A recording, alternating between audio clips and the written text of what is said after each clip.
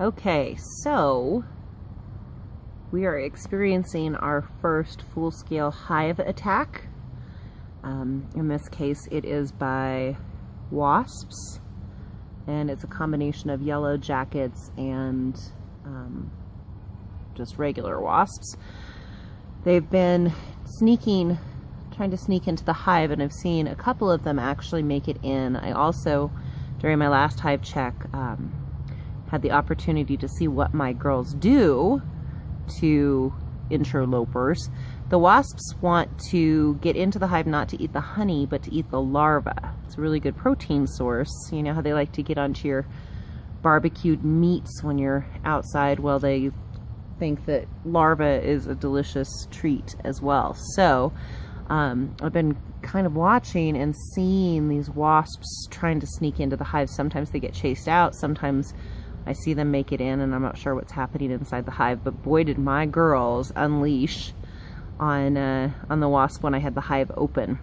There were about 5 of them, of my bees, that just completely surrounded and covered the wasp, and I assume that they were repeatedly stinging it, and then they dragged it down into the depths of the hive. So I like to think that they are doing what they can to protect the hive.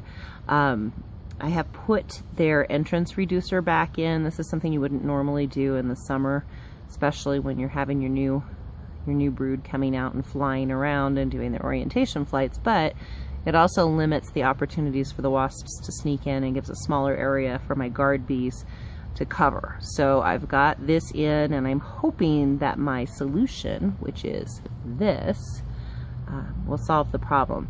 This is a very lovely beehive looking wasp trap, and they suggested that I put sugar water in there, but my bees love sugar water, and it seemed like a terrible idea to do that, and I happen to know that wasps like meat. So there's some delicious shaved roast beef in there, locally sourced, hormone-free, free-range roast beef.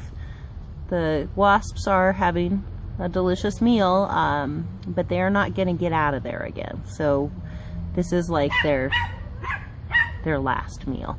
I'm not going to do anything to hurt them. They just can't escape from the trap. So already, I think there are about 4 wasps trapped in the wasp trap, and I'm hoping to see more making their way in. And actually, I'm only seeing yellow jackets in there. There were smaller wasps trying to break into the hive, and I don't see any of them in there, so I hope they're also attracted to the meat. Anyway, we do what we can to solve problems for our hive, but my girls are gonna have to rally also and tell the wasps that they are not welcome. So this is our exciting, most recent development in the world of my beehive. The end.